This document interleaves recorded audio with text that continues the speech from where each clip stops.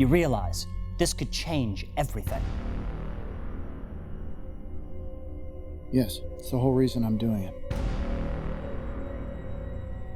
Gentlemen, the project is a go. Let's change the world. There's something wrong with the project! But that's impossible! You said that's impossible! I know what I said! We're losing control of the project. We have to stop it now. There's got to be some way we can... What was that? What? That! What was that? I thought that was on your end. No, not me.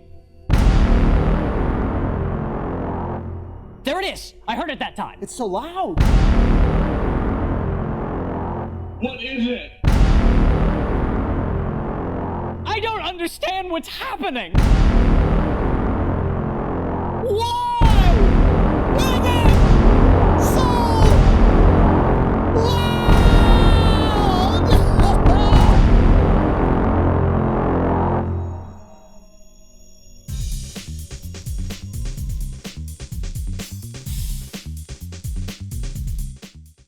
Hey, welcome to the Film Pigs. This is our first show here on GeekNation.com. Very exciting.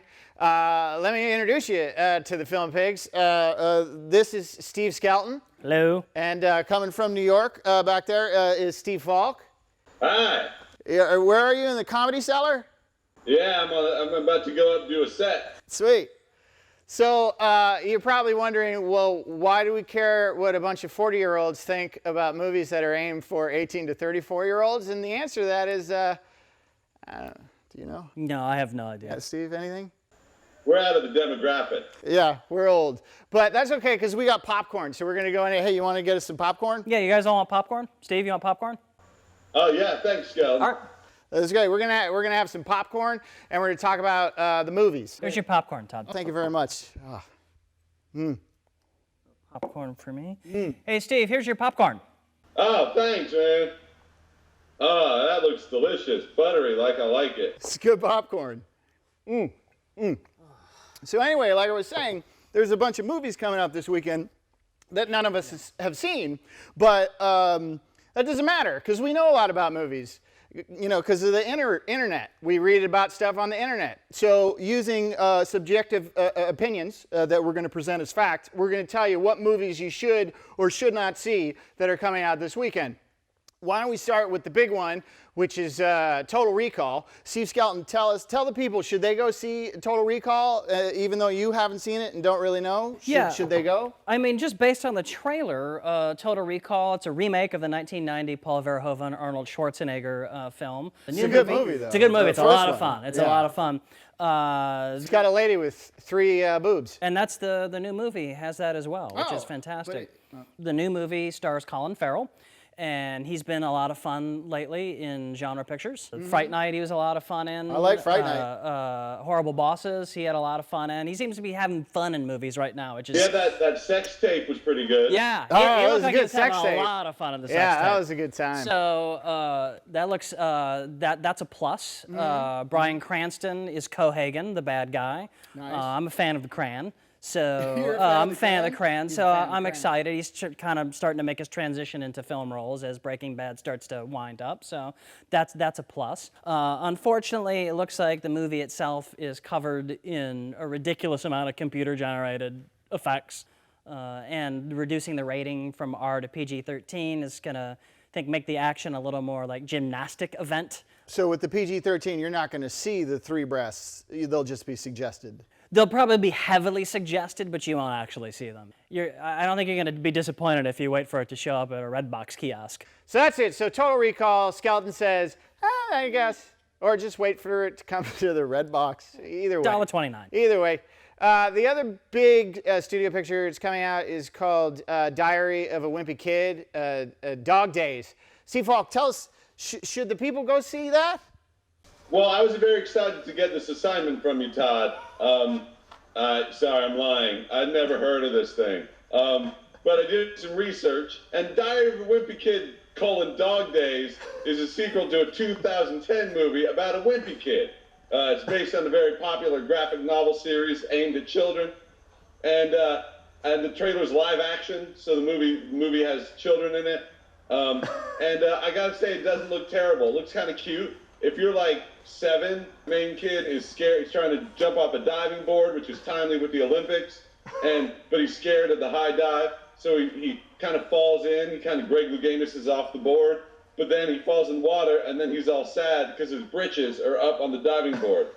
And that's embarrassing. Do kids still wear britches? There's a little teen girl wearing goggles, but the cartoon series is massively, the novel is massively popular, so I think kids will probably like it. I don't know anyone in it except for this chick from a bunch of sitcoms and Steve Zahn, who used to be awesome, but now he's in Diary of a Wimpy Kid, Dog Days. Back to you, Todd.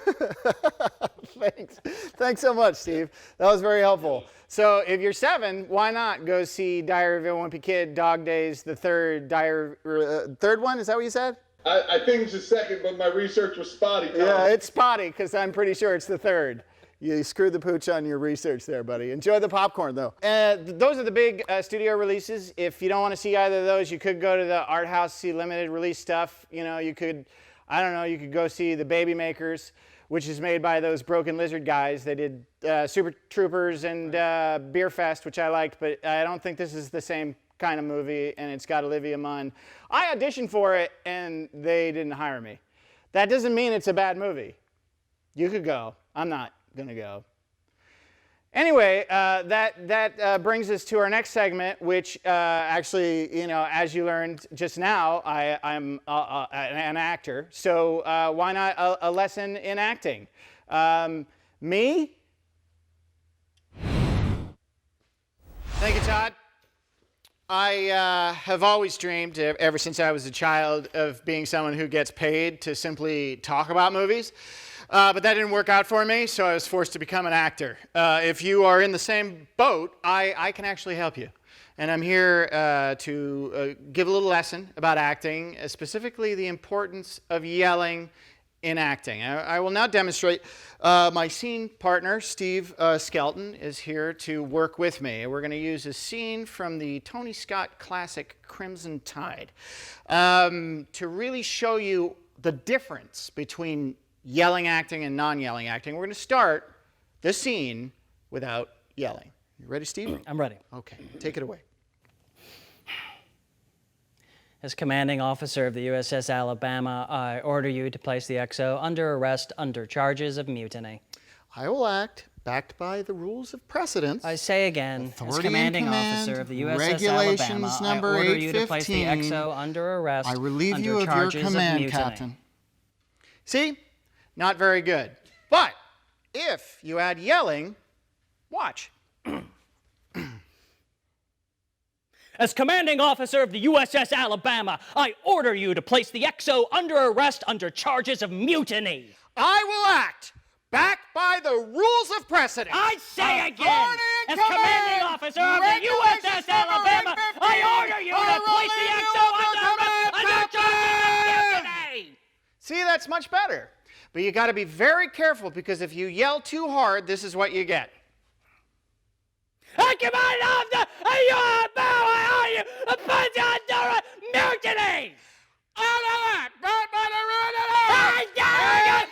command officer of the USS Alabama, I order you to place the under mutiny.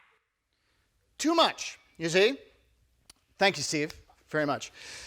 One of the hardest types of acting is phone acting, pretending you're talking on the phone when there's really no one on the other end.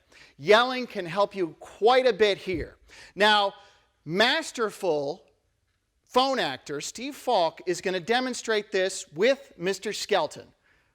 Watch first without yelling. Fuck you and your 2 million. Don't you understand English, you useless piece of shit? No money, none. Fuck you, I'll fucking kill him right now. You kill him, you kill yourself, you motherfucker. Now give me back my son. Now let's look at the same scene again, but with yelling. Fuck you and your 2 million. Don't you understand English, you useless piece of shit? No money, none. Fuck you, I'll fucking kill him right now.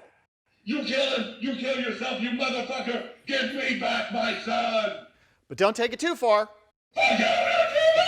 Don't do what you said, you're not about that! No, man! No!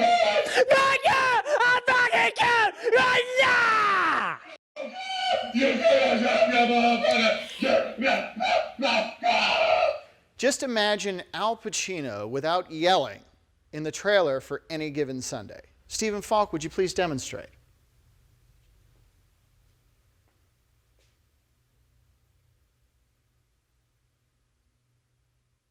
Very good. And now with yelling, please.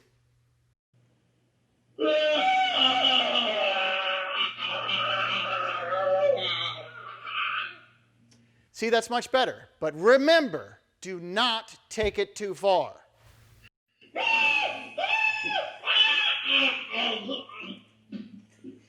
There you have it. The importance of yelling in acting. Back to you, Todd. All right, thanks, me. Did you guys learn from that acting lesson? That was amazing, Yeah, Todd. it was really, I mean, it was... Yeah, I thought you guys did a really good job as actors. Thank you. Yeah, Thank very, you. very nice. Now, as I said before, we're not professional critics, but we do go out to the movies as regular consumers. We pay for them. So therefore, our reactions may be a little bit more truthful than a critic's, because critics, you see, they're getting paid, and they get paid to watch the movies. So the movies aren't stealing... What? Junkets. Junkets. They go to junkets, and they have lots of fun, but we just go in our cars to the movie theater and we fork over $15, and then it's our whole night. It's just junk. Yeah, it's just a movie can ruin it. This is why we see bad movies, so you don't have to. So what we do is we have these sort of knee-jerk reactions to the movies we see. We don't. Normal critics, you see, they see the movies and then they think about them really hard and they're very thoughtful and they try to figure out what went wrong and what went right. No. We don't do that. We just complain, you know. So we're gonna look at Steve. What was the movie you saw, Steve Falk? I saw a movie called Ruby Sparks. He saw a movie called Ruby Sparks. Let's look at Steve's knee-jerk reaction to the movie Ruby Sparks that he recorded on his phone. No junket. Hey everybody, I saw a movie called Ruby Sparks. It's a little indie movie with Paul Dano and Zoe Kazan, and I think she wrote it, and I think she's a famous scion. And it was directed by Ferris and Dayton, or whatever the fuck their names are, and they directed Little Miss Sunshine. And it's sort of a riff on the Manic Pixie Dream Girl vibe. It has some magical realism, which they played pretty straight, which I enjoyed. Paul Dano plays it serious, but he's pretty good. And Zoe Kazan, you gotta like her charm, you gotta kind of dig her. And she's alright, you know, I don't really have a problem with her. The movie's charming, and it was funny, and didn't take itself too seriously, and it kind of bought into the wacky premise about a writer who makes a girl up by mistake, because he's lonely, and he used to be famous. And I give it, I don't know, go see it. So there you go, Steve Falk's knee-jerk reaction to that, what'd you call it, magical what? Magical realism movie, Ruby Sparks. Yeah. The magical realism movie, he's okay with it. So there you go, if you go see it, maybe you'll be okay. But you could really like it or really hate it, because, you know, these are all subjective opinions. Who knows? Who really knows? Who knows? We're all people. People are people. You know, I don't hate you if you like a movie that I hate. I'm people. Yeah, he's people. We're all people. We're all people. So, hey, did you see anything recently? I just rented the Luc Besson produced Lockout. Oh, Lockout with Guy Pearce. With Guy Pearce doing his best Snake Plissken. Mm-hmm. And to call the movie haphazard would only be accurate. Right. That being said, I actually enjoyed it quite a bit. It makes no sense at any point, but Guy Pearce is actually kind of a lot of fun. He's like a cross between, he's like 90% Snake Plissken and 10% Martin Scorsese somehow. Is he wearing old man makeup like he did in Prometheus? No, he's not like the Six Flags guy. Well, that's a good start. Yeah, but it was fun. It's a good rental. I saw Ice Age, Continental Drift, because I have a 6-year-old boy. a movie that the critics kind of hated, but it was a fine 90 minutes of entertainment. I didn't have a problem with it. Hey, Todd. Yeah. There's that little squirrel that has an acorn in it. Is he in it? Yeah, Scrat. Of course he's in it. That guy. Yeah, Scrat's awesome. He's maybe the problem with the Ice Age movies is their best character is Scrat. It's kind of an unfortunate name. Yeah, and he's not. But he's an unfortunate character. He's just trying to get the goddamn nut, and every time he tries to get the nut, some shit So it just takes it away and he So can't it's get fucked it. up. It's crazy. And this time there's a continental drift. The whole world cracks apart. Which probably makes it a lot more difficult to get that nut. Yeah, and there's pirates. I like pirates. So there's that. Pirates? What? Are they ice pirates? No, there's no ice pirates, that's a mark against it. No, well, no movie's perfect. Yeah, that's true, except for Ice pirates. exactly. So that's pretty much our show, The Film Pigs. I hope you've enjoyed listening to us talk about movies. Let's just end with one segment that I always enjoy doing. We've done it in our podcasts in the past. It's called Hey Pigs, how you doing? It's just a chance for you guys to really get to know the pigs. Hey Steve Falk, how you doing? I live in front of a brick wall, Todd. Great. Hey Steve Skelton, how you doing? I'm a little warm under the lights right now, but feeling pretty good about it. Yeah, your head's a little shiny, but Just a I little, don't know yeah. if the cameras will necessarily No, pick that up. no one will notice. And for myself, thanks for asking, you guys. How are you doing, Todd? Other than the Baby Makers snub, I'm fine. It would have been nice to be in the Baby Makers. You'll get over it. Junkets. Junkets. All right, that's it for the pigs. We'll see you next time. Bye. Popcorn. Popcorn. I love popcorn. Have a refill. Yeah, get him a refill. Oh, man. Here's your refill. Thank you.